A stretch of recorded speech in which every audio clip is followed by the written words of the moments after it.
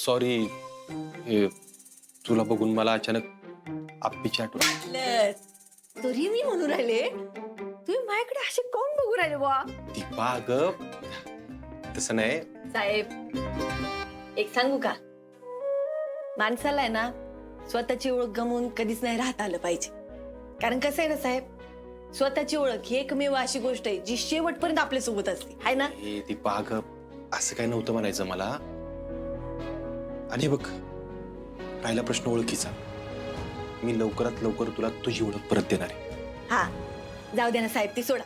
मला सांगा, मी या कलेक्टर मॅडमच्या कपड्यामध्ये कशी दिसू राहिले? दीपा अगं साहेब साहेब जुनाट वागू नका हो. मी तुम्हाला असं म्हणून राहिले का माझ्यावर लाईन मारा? नाही ना, मग सांगा की बिंदास. आणि आपल्यामध्ये तेवढी फ्रेंडशिप आहे की सांगा सांगा, मग मला पण सांगायचं मला कसं वाटू राहिलं. दीपा बघ, तुला राग येणार नसेल तर मी तुला वाटू शकतं ना असं की. साहेब मुद्द्याचं बोला की. हो हो हो,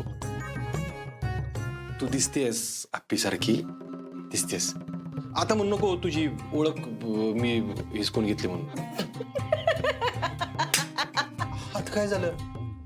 साहेब तुम्हाला आहे ना धडकवून तुम्ही करता येत नाही, खरं आहे ते.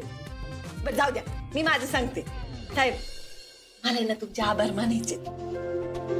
मी आपल्या आडन गंगू, मला कुठे काय येतंय, तुम्ही मला कलेक्टर बनवलं. कलेक्टर मी काय कोणाला कलेक्टर केलं नाही. खोटं खोटं का होईना पण झाली ना कलेक्टर.